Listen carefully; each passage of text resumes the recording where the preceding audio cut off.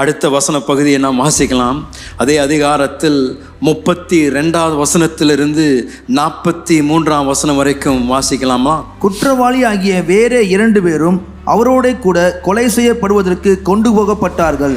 கபாலசலம் என்று சொல்லப்பட்ட இடத்திலே அவர்கள் சேர்ந்த பொழுது அங்கே அவரையும் அவருடைய வலது பக்கத்தில் ஒரு குற்றவாளியும் அவருடைய இடது பக்கத்தில் ஒரு குற்றவாளியும் சிலுவையிலே அறைந்தார்கள். அப்பொழுது இயேசு, பிதாவே, இவர்களுக்கு மன்னியும், தாங்கள் செய்கிறது இன்னதென்று அறியாதிருக்கிறார்களே என்றார்.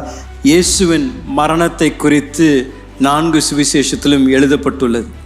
ஆனால் எந்த ஒரு சுவிசேஷத்திலும் முழு சம்பவத்தை யாரும் எழுதவில்லை. ஒவ்வொரு சுவிசேஷத்திலும் அவர்கள் கண்ட அவருடைய கோணத்திலிருந்து எழுதின அந்த ஒரு வார்த்தைகள் தான் நாம் இன்றைக்கு ஒன்றாக சேர்த்து அன்றைக்கு என்ன நடந்தது என்று நாம் அறிந்து கொள்கின்றோம்.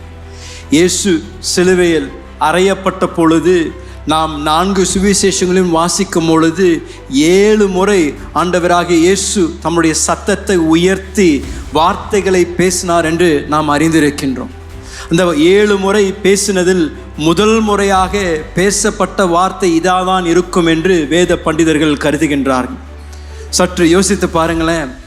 எவ்வளோ கொடூரமான அவமானத்தையும் எவ்வளோ கொடூரமான சித்திரவதையும் இயேசு சந்தித்தும் சிலுவையை சுமந்து கொண்டு அவ்வளோ தூரம் அந்த கொல்கதா மலையில் அவர் அறையப்பட்டு எல்லாரும் ஆயிரக்கணக்கான ஜனங்கள் சூழ்ந்திருக்கும் பொழுது ஆண்டவராகிய இயேசுவின் வாயிலிருந்து புறப்பட்டு வந்த முதல் வார்த்தைகள் என்ன ஒரு அற்புதமான வார்த்தைகள்.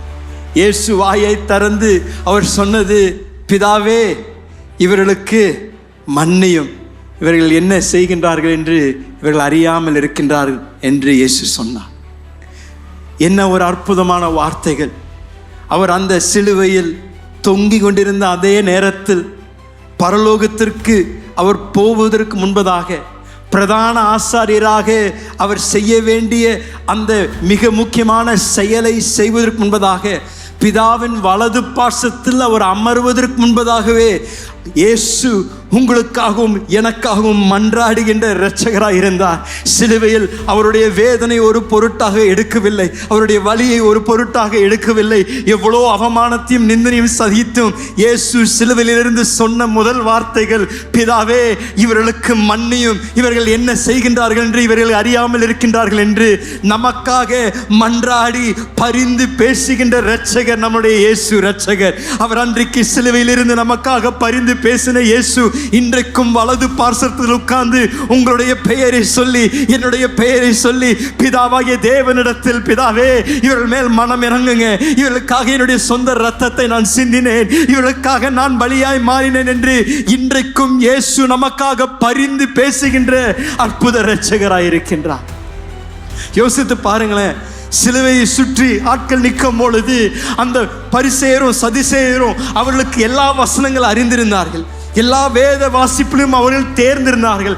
அவர்கள் எல்லாவற்றும் அறிந்திருந்தும் இயேசுவை கொண்டு போய் சிலுவை மரத்தில் அவர்கள் அறையும்படியாக செய்திருந்தாலும் இயேசு அதை பார்த்து சொன்ன வார்த்தைகள், இவர்கள் என்ன செய்கின்றார்கள் என்று இவர்கள் அறியாமல் இருக்கின்றார்களே. இதை குறித்து தான் அப்போஸ்தலனாகிய பவுலும் 1 கொரிந்தியர் 2ஆம் அதிகாரம் 8வது வசனத்தில் அவர் எழுதும்போது சொல்றாரு, பிரபுக்கள் ஒருவரும் அறியவில்லை, அறிந்திருந்தால் மகிமையின் கர்த்தரை அவர்கள் சிலுவையில் அறைந்திருக்க மாட்டார்களே என்று எழுதுகிறார். மகிமையின் கர்த்தரை, என்ன ஒரு அற்புதமான ஒரு தலைப்புங்க. மகிமையின் கர்த்தரை அன்றைக்கு சிலுவையில் அறைந்தார்கள் அறியாமையின் நிமித்தம். இன்றைக்கு மன்றாடி நமக்காக பரிந்து பேசுகின்ற நம்முடைய அற்புத இரட்சகர் இருக்கின்றபடியால் நீங்களும் நானும் பாக்கியவான்கள். நமக்காக ஓயாமல் பரிந்து பேசுகின்ற ஒரு அற்புத ஒரு இரட்சகர்.